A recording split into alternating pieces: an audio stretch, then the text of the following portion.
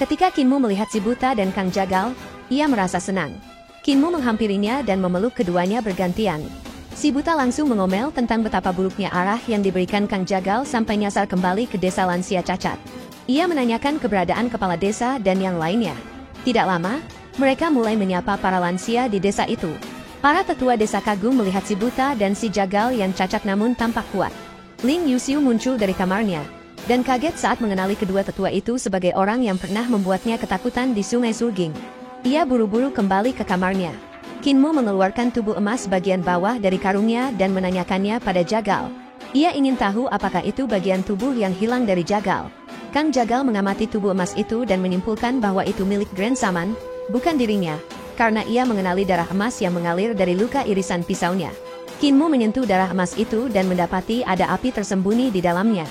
Darah itu bahkan mencoba masuk ke tubuhnya, namun ia membakarnya dengan ki vital burung vermilion. Kesimpulannya, jika tubuh itu milik Grand Saman, maka tubuh bagian bawah Jagal kemungkinan besar ada pada Grand Saman. Hal itu menimbulkan pertanyaan lucu tentang siapa ayah dari anak-anak Grand Saman. Jagal membayangkan kemungkinan bahwa ia menjadi ayah dari anak-anak Grand Saman dan tertawa senang dengan fantasinya sendiri. Si buta memotong lamunannya dengan satu pertanyaan, apakah ia siap mengakui anak-anak itu sebagai anaknya jika benar mereka lahir dari tubuhnya? Pertanyaan itu membuat Jagal langsung cemberut, tawanya sirna. Si buta lalu bertanya alasan Kinmu berada di sana. Kinmu menceritakan kejadian yang dialaminya. Si buta terkejut mereka benar-benar menghadang istana emas Roland. Sementara ia dan Jagal juga tengah menyelidiki keberadaan tubuh Jagal yang hilang. Kinmu menjelaskan bahwa tubuh bagian bawah Grand Saman pasti dipasangkan saat masih hidup. Jika mereka bisa memisahkannya, ia bisa menyambungkan kembali tubuh Jagal. Si buta santai menanggapi dan menyindir Jagal yang selama ini tak punya burung. Jagal pun marah dan membela diri dengan mengatakan semua fungsinya baik-baik saja. Pertengkaran khas mereka pun kembali terjadi, membuat Kinmu pusing. Ia lalu mengalihkan topik ke kanselir Basan.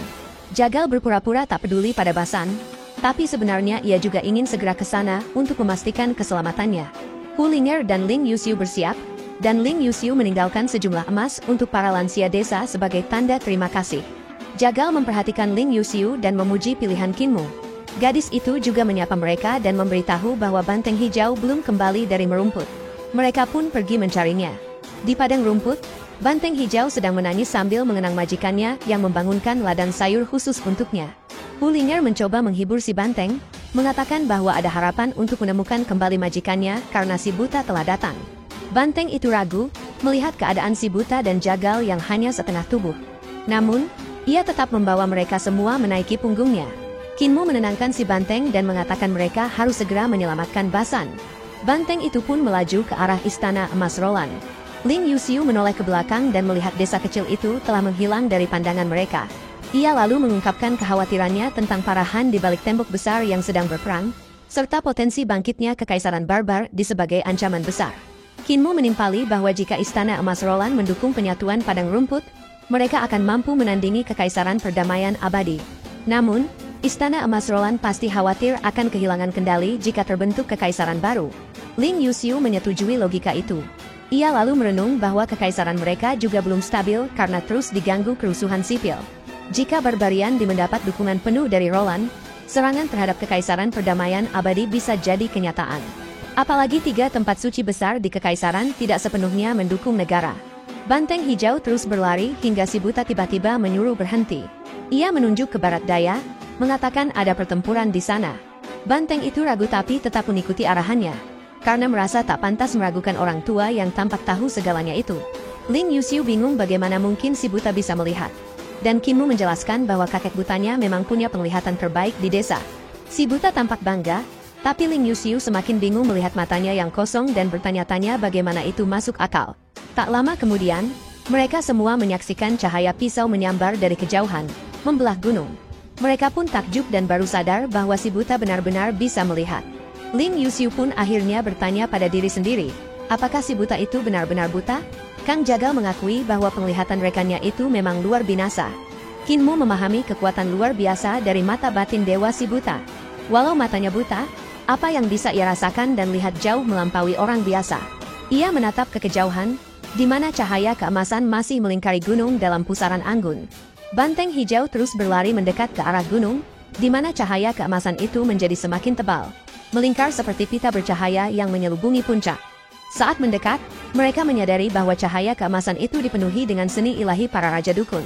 Pisau melengkung tersembunyi, manusia keemasan, dan naga emas berputar-putar di dalamnya.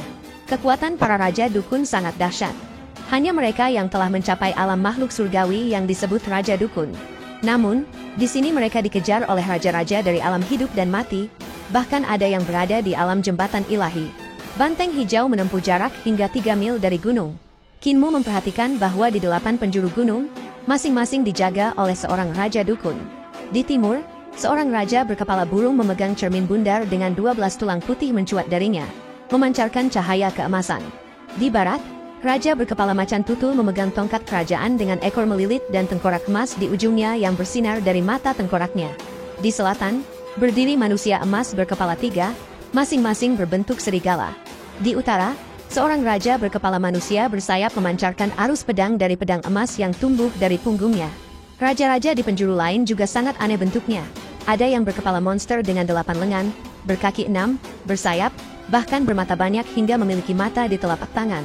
Kinmu yang tak kuasa menahan rasa takjub saat melihat kekuatan seni suci mereka secara langsung.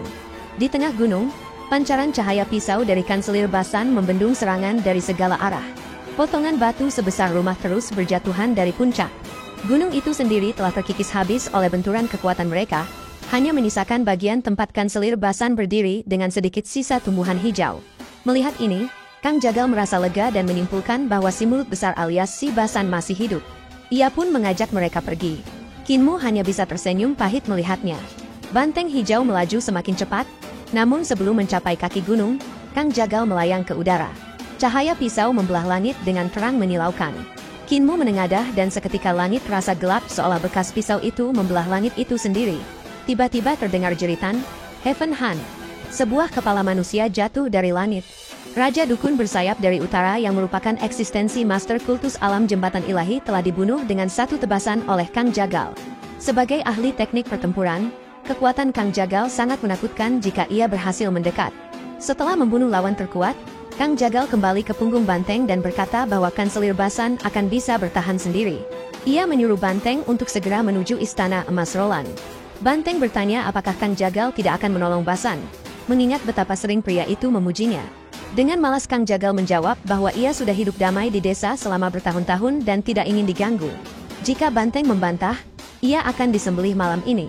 Banteng langsung tunduk karena tahu Kang Jagal adalah tukang jagal di desa. Dari puncak gunung, terdengar suara terengah Basan yang memanggil gurunya. Ia merasa ditinggal selama bertahun-tahun dan ingin berbicara banyak. Tapi Kang Jagal hanya menyuruh Banteng untuk cepat kabur. Banteng pun segera lari. Basan hendak mengejar, tapi ditahan oleh 7 raja dukun lainnya, memaksanya kembali ke atas gunung. Para raja dukun kini ketakutan. Mereka telah mengeroyok Basan dan ingin membunuhnya. Tapi tak menyangka Heaven Han masih hidup dan membunuh rekan terkuat mereka dalam sekejap. Kini mereka khawatir Heaven Han akan menyerang mereka juga. Namun, ternyata pria itu pergi begitu saja, meninggalkan Basan, membuat semangat mereka naik turun seperti ombak. Kanselir Basan yang semula berharap bantuan pun bingung dan akhirnya mulai memaki gurunya sendiri. Banteng hijau membutuhkan setengah hari untuk kembali ke danau air lemah. Sesampainya, Kang Jagal berkata bahwa ia, si buta, dan Kinmu akan naik gunung. Ia sudah kehilangan tubuh bagian bawah, jadi tak bisa mengalahkan musuh sendiri. Si buta setuju, dan Kinmu meminta teman-temannya menunggu di sana. Ling Yuxiu hanya berpesan agar mereka berhati-hati. Di depan danau, Kang Jagal mengomentari bahwa Basan belum berkembang banyak. Ia bahkan tidak bisa menggerakkan danau ini. Kang Jagal menarik napas dalam-dalam, dan badai pun menggulung dari segala penjuru. Bahkan awan-awan tinggi tersedot olehnya. Semua tertarik masuk ke dalam tubuh bagian atasnya yang masih tersisa. Ling Yuxiu dan yang lain terkejut melihat kekuatan luar biasa yang begitu kuat, hingga mampu mengisap awan 10.000 kaki di atas. Kang Jagal, praktisi teknik pertempuran tertinggi, bahkan tak perlu memanggil seni ilahi. Seluruh tubuhnya sendiri adalah seni ilahi hidup. Setelah menghirup seluruh awan, ia melepaskan pukulan. Seketika, danau air lemah seolah berdiri tegak seperti laut vertikal, lalu ambruk ke pegunungan salju, memenuhi lembah-lembah dengan deras. Danau itu pun kering dalam sekejap, menyisakan dasar tanpa lumpur, dan tabir penghalang pun lenyap oleh hembusan napasnya. Kinmu, terkesima, menyadari kekuatan teknik tubuh sangat luar biasa.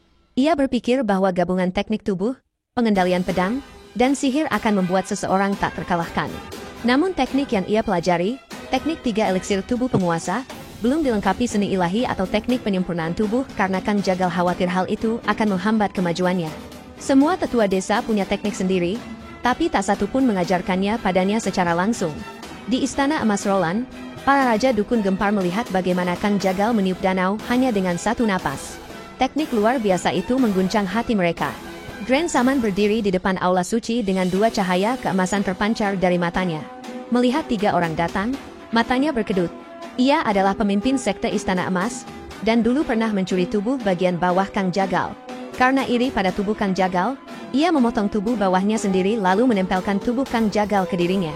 Kini mimpi buruknya menjadi nyata, Kang Jagal datang untuk mengambil kembali miliknya. Ia kembali ke aula suci yang dikelilingi 18 kuil. 17 kuil berisi kerangka emas, dan 1 kuil terakhir berisi seorang tetua kurus yang tampak seperti mayat hidup. Grand Saman berlutut di hadapan tetua itu dan memberi laporan. Tetua itu bertanya di mana anak suci reinkarnasi yang ia minta. Grand Saman menjawab belum menemukannya. Tetua itu marah, menganggap semua reinkarnasinya selama 17 kehidupan akan sia-sia jika anak suci itu tidak ditemukan. Ia berkata tidak akan membantu Grand Saman sepenuhnya, tapi juga tak akan membiarkannya dibunuh.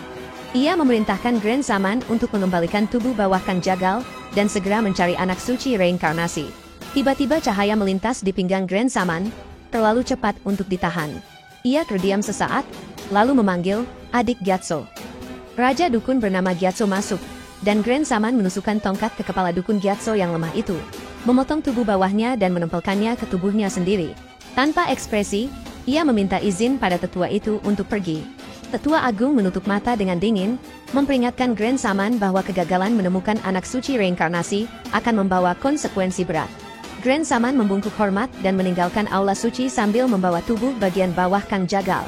Saat ia keluar, terdengar suara aneh dari dalam seolah sesuatu menggerogoti tubuh Raja Dukun Gyatso. Ia merasakan nyeri tajam di pinggangnya. Tubuh Gyatso yang ia sambung secara paksa belum menyatu sempurna secara esensi, darah, dan ki. Ia perlu obat rahasia untuk benar-benar menyatu dengannya. Dulu, ia menyangka hidupnya akan mulus setelah memiliki tubuh Kang Jagal. Ia tak menyangka Kang Jagal ternyata masih hidup dan kembali mencarinya. Karena tubuhnya yang sekarang lemah, ia tak berani melawan dan terpaksa mengembalikan tubuh itu. Tubuh Raja Dukun Gyatso jelas lebih lemah. Jika ia ingin pulih ke tingkat kekuatan sebelumnya, ia membutuhkan waktu yang sangat lama. Dengan rasa sakit tertahan, Grand Saman turun gunung, tepat saat bertemu Kinmu, Kang Jagal, dan si buta yang sedang naik. Ia menyerahkan tubuh bagian bawah Jagal dengan sikap hormat. Kang Jagal hanya menatap tubuh itu dan mencibir. Berterima kasih karena telah menjaga tubuhnya selama 2 abad. Grand Saman hanya bisa merespons dengan sorot mata berkedut. Kinmu pun menawarkan untuk mengembalikan tubuh bawah Grand Saman, yang ia simpan. Dengan suara serak, Grand Saman menolak tawaran itu. Kinmu menyarankan tubuh itu bisa dijadikan harta, dan bahkan menawarkan bantuan untuk menyambungkannya kembali. Namun Grand Saman mencibir, curiga Kinmu hanya ingin menyakitinya, lalu pergi membawa tubuh itu tanpa berkata lagi. Kinmu menghela napas, menyayangkan penolakan itu karena sebenarnya ia ingin berlatih menyambung tubuh sebelum menangani Kang Jagal. Kang Jagal tersenyum santai, mengatakan kalau ia percaya pada kemampuan Kinmu, meski lebih baik jika Kang Tabib yang melakukannya. Namun, kembali ke reruntuhan besar akan makan waktu. Lalu Kang Jagal meneriaki seseorang dari Istana Emas Roland, bertanya apakah ia masih hidup. Suara tajam dari dalam menjawab bahwa ia belum mati, selama Kang Jagal masih hidup. Jagal tertawa dingin mendengarnya, lalu menyuruh semua untuk pergi. Kinmu memanggul tubuh bawah Kang Jagal dan mereka bertiga turun gunung. Si buta melirik ke atas gunung dan menyadari kekuatan besar tersembunyi di sana. Jagal mengakui bahwa tanpa tubuh bawahnya, ia tak sebanding dengan orang di puncak itu. Ia menjelaskan bahwa orang tua itu sudah bereinkarnasi 17 kali dan hidup selama hampir 10.000 tahun.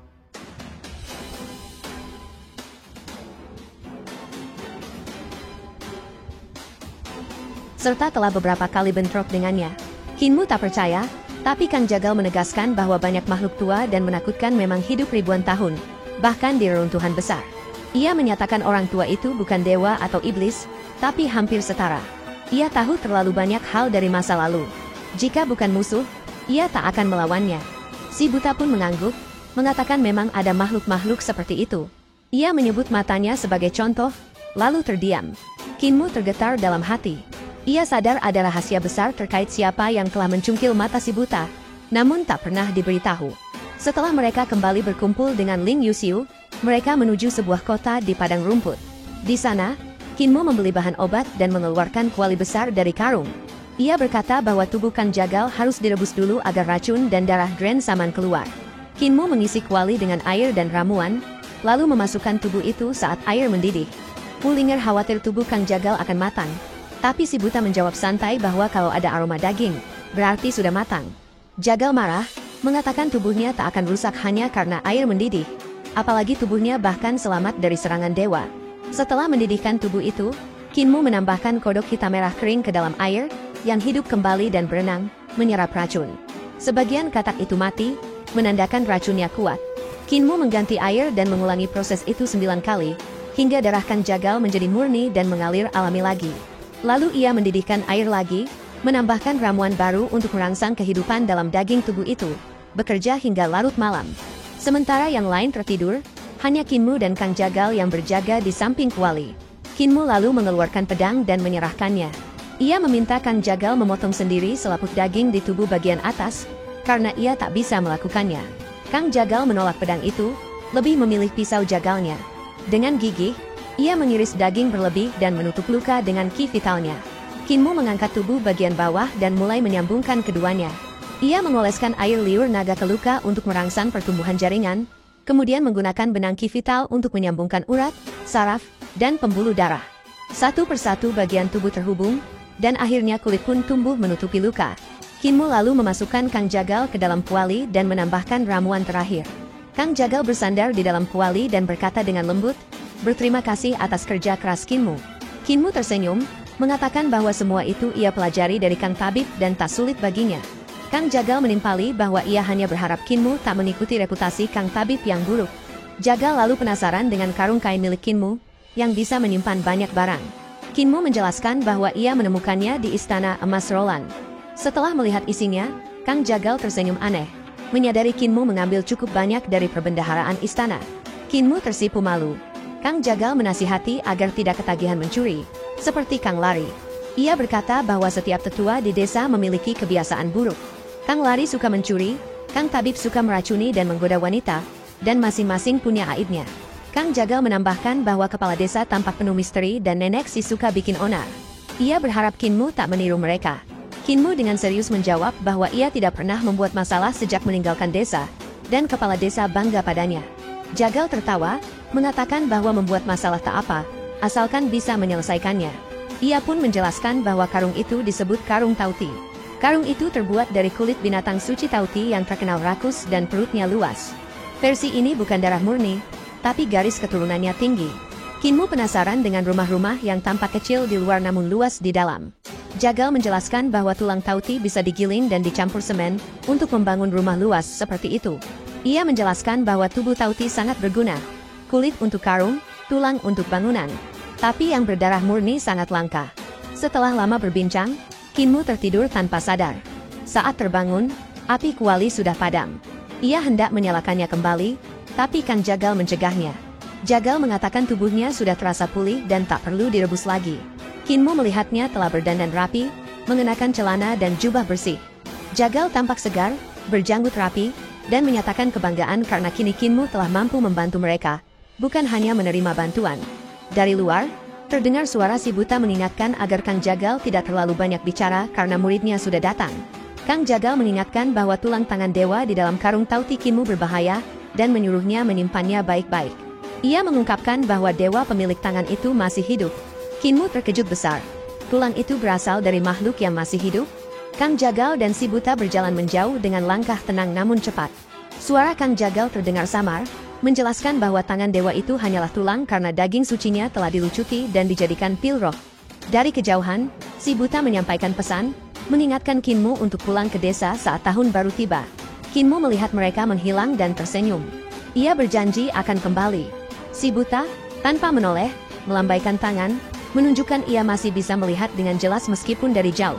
Kinmu kagum pada kekuatan kakek buta yang bisa melihat lambaian tangannya dari jarak begitu jauh. Tiba-tiba terdengar teriakan kanselir Basan memanggil-manggil nama Kinmu. Suaranya menggema di langit. Kinmu menjawab teriakan itu, namun suara Basan terus berlanjut tanpa henti, membuatnya sadar kalau kanselir itu masih ratusan mil jauhnya. Ling Yuxiu terbangun dan menawarkan bantuan. Ia menembakkan seni ilahi api ke langit sebagai isyarat, berharap Basan bisa melihatnya. Kinmu mengagumi kecerdikannya, tapi tahu bahwa jarak terlalu jauh untuk isyarat itu bisa terlihat. Hulinger dan Banteng Hijau ikut bangun. Si Banteng segera bertanya kemana Kang Jagal dan si Buta pergi. Kinmu menjelaskan mereka sudah pergi.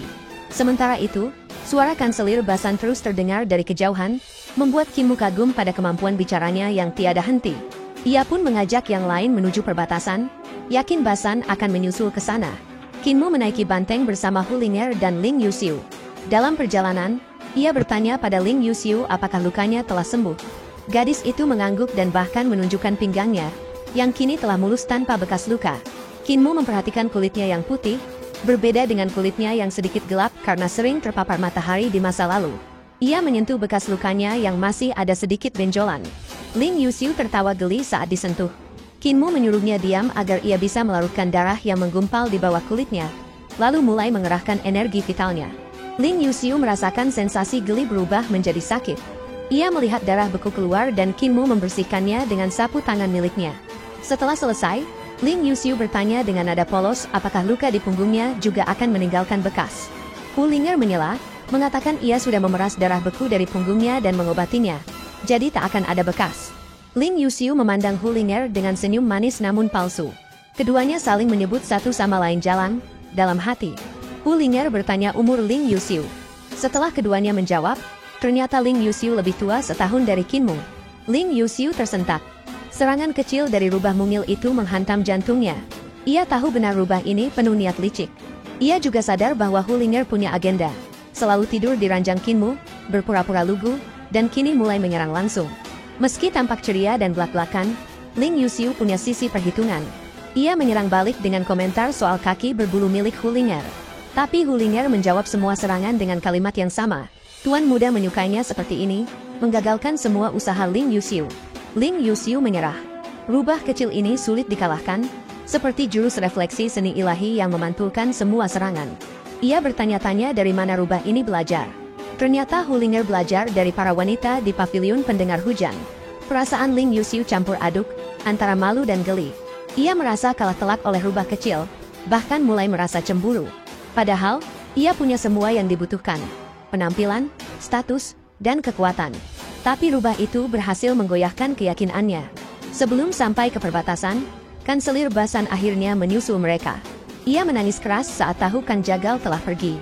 Kinmu menenangkannya, berkata bahwa Kang Jagal sebenarnya sangat peduli, tapi tidak tahan mendengar ocehannya. Kanselir Basan pun curhat panjang, dari kenangan masa kecil, hukumannya karena ngompol, hingga kisah mencuri sup bebek bersama Kang Jagal. Kinmu hanya bisa menatap Ling Yuxiu, meminta bantuan. Tapi gadis itu hanya bisa mengangkat bahu, pasrah.